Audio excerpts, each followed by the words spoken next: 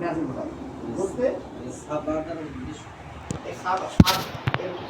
এর অর্থ হলো আরবি ভাষাভাষীদের মধ্যে, আরবের বিভিন্ন গোত্রদের মধ্যে কিছু কিছু হরফ উচ্চারণের তারতম্য অনুযায়ী 7 ভাগে ভাগ করা হয়েছে। আমাদের এক বাংলা ভাষা আর আগে পরে একরকম নোয়াখালী একরকম, চিটাগাং একরকম, আমরা একরকম বলতেছি কি বাংলা নোয়াখালীরা কি বলে বোঝা কঠিন। আরবদের গোত্রের মধ্যে আমাদের তো উদাহরণ চট্টগ্রামে গেলে পুরো জুমলাই পাল্টে যায়, কিন্তু আরববাসীদের মধ্যে পুরো জুমলা পাল্টাইতো না। দেখা যাচ্ছে এক গোত্রের মধ্যে হয়তো 2-3টে শব্দ, পুরা কোরআন শরীফের শুরু থেকে শেষ পর্যন্ত সেই গোত্রের মধ্যে 2-3টে শব্দ নিয়ে থাকে। তাহলে এটা একটা। আরেক গোত্রের মধ্যে দেখা গেল যে তাদের পুরা কোরআন শরীফের মধ্যে তাদের 2-3টা মানে বাক্যের উচ্চারণের ধরনটাই হবে, কিন্তু মূল জিনিস ঠিক আছে। এটা হলো অঞ্জিকার কোরআন বা সাবাতি আর এগুলো বলে যে কোরআন 60 পারা এটার জবাব। হ্যাঁ, এটা এই এই এই হাদিসের অংশ একটা লাহু যহরুন ওয়া বাতিন, এখান থেকে কথা।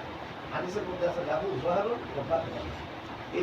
এই কোরআনের যাহিরি রয়েছে কিছু বিষয়, বাতিনি কিছু বিষয় রয়েছে। তাহলে এই যে যাহিরি এবং বাতিনি এইখান থেকে ব্যাক করে যে তাহলে 30 পারা যাহিরি, 30 পারা বাতিনি, এখান থেকে হচ্ছে 60 পারা। আসলে কোরআন 30 পারা। আল্লাহ রাসূল বলেন লাহু যহরুন ওয়া বাতিন।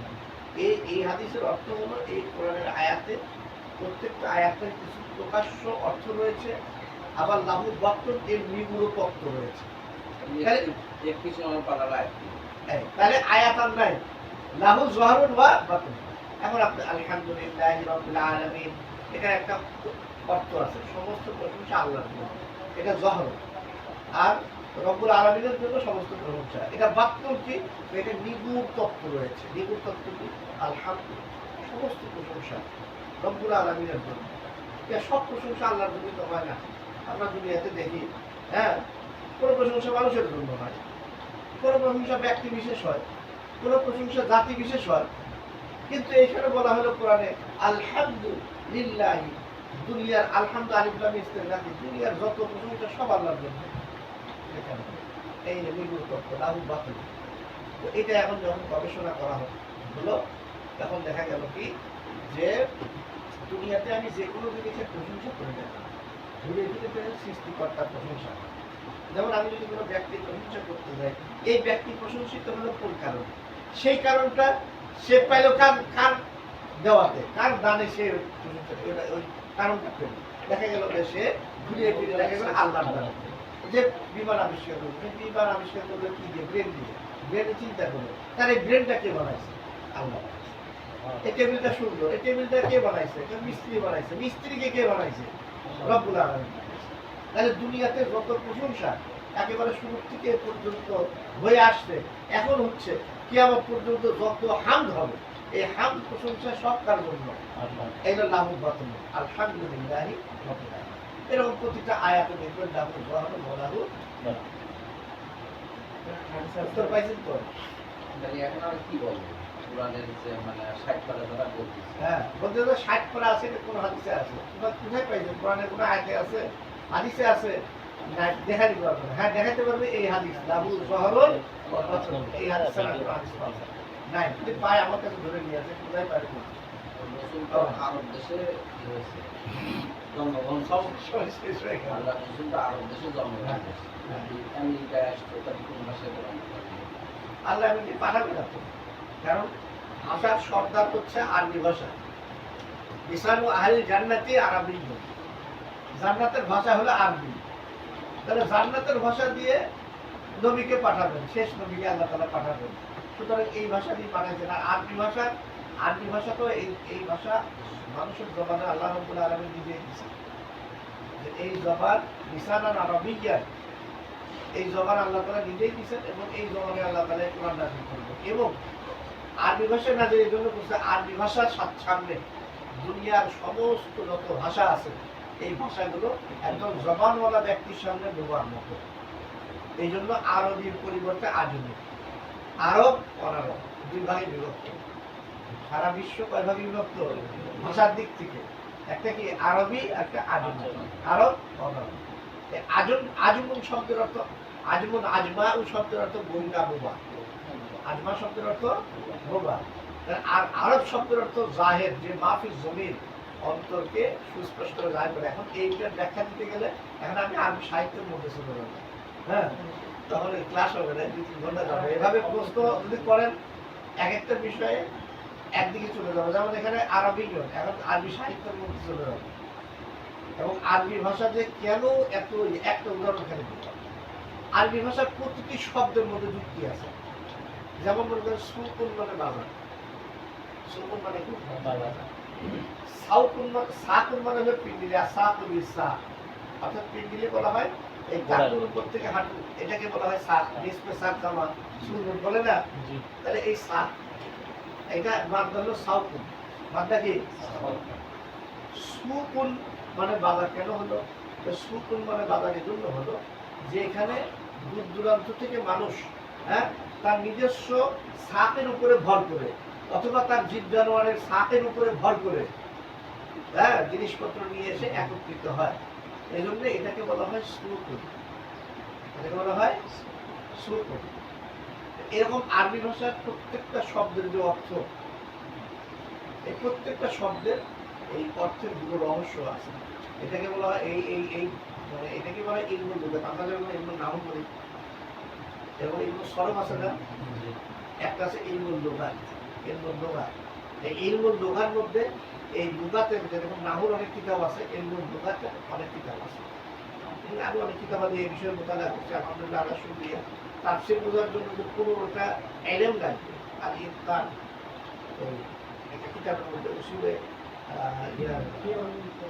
তাফসীরের একটা কিতাব আছে, আর ইনকান ফি উলুমিল কুরআন, আল্লামা সুয়ুতী রহমাতুল্লাহ আলাইহি, তবে শেষের দিকে আছে তাফসীরের জন্য 15টা বিদ্যায় পারদর্শী হতে হবে।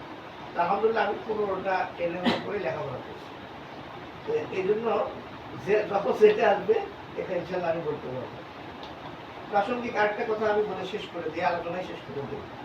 সেটা হলো কোরআন হলো মুজিজা, তাই না? কোরআন কি মুজিজা? কোরআন যখন নাযিল হলো, আরবের বড় বড় সাহিত্যিক, আপনারা সবাই এটা বিভিন্ন আলোচনায় শুনছেন, পড়ছেন, আরবের ওই জমানার বড় বড় সাহিত্যিকরা বললো কি লাইসা হাদা মিন কালামিল বাশার, এটা কোনো মানুষের কথা হতে পারে কেন? বড় বড় কবি, বড় বড় যারা সাহিত্যিক ওই জমানায় ছিল আরবে। এমনকি হযরত ওমর রাদিয়াল্লাহু তাআলা যখন বিভিন্ন দেশের যখন মুসলিমরা জিজ্ঞাসা করলেন, হ্যাঁ আমিরুল মুমিনিন, আমরা কোরআনকে বুঝতে হলে, আরবি ভাষায় পারদর্শিতা অর্জন করতে হলে আমরা আরবি ভাষাটার মানে মূল বিষয়গুলো, মূল প্রতিপাদ্য বিষয়গুলো আমরা প্রত্যেকে শিখব।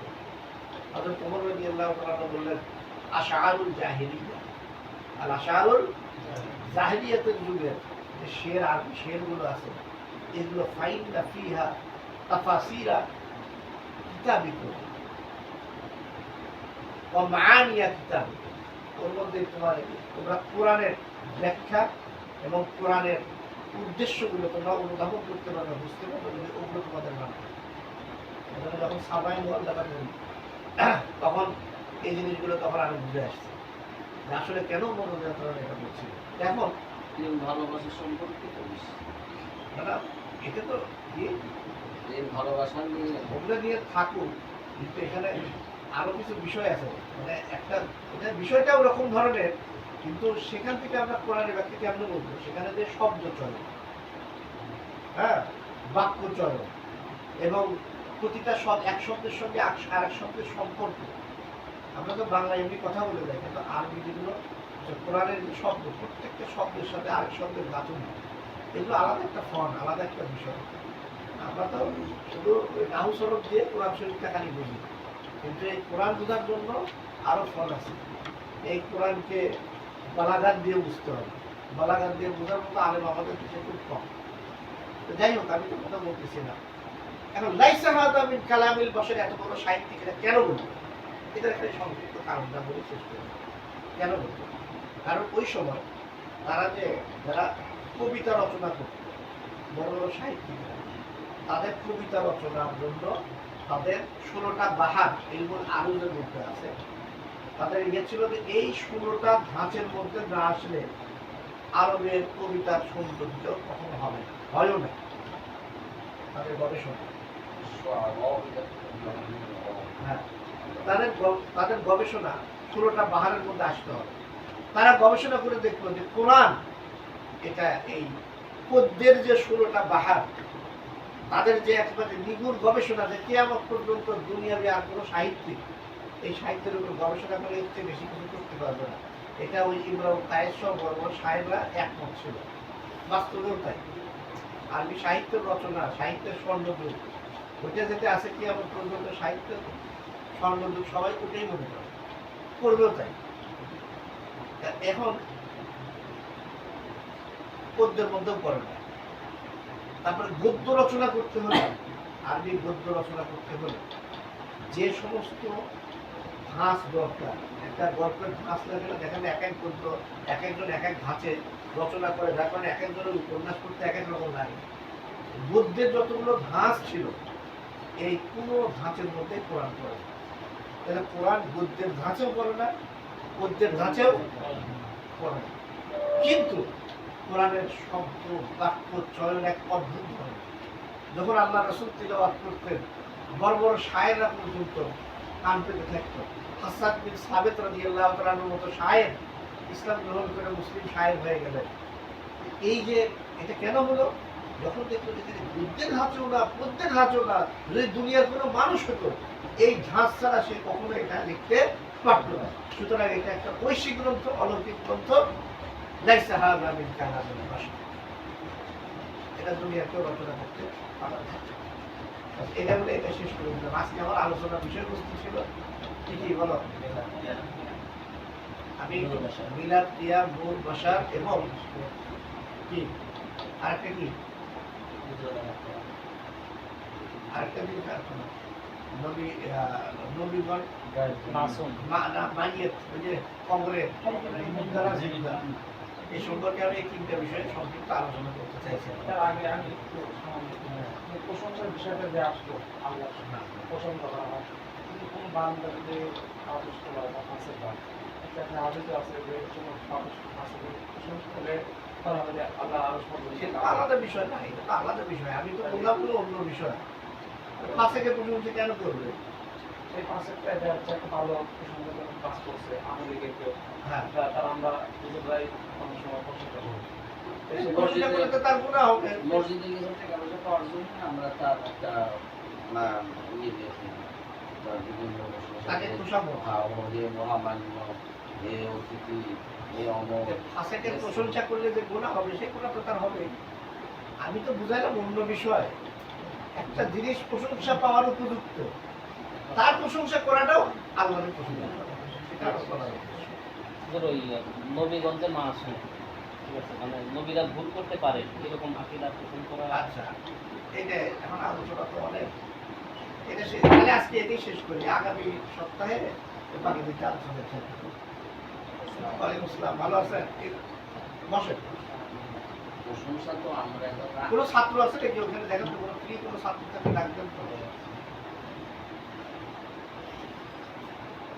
প্রশংসা তো আমরা আলিম করি।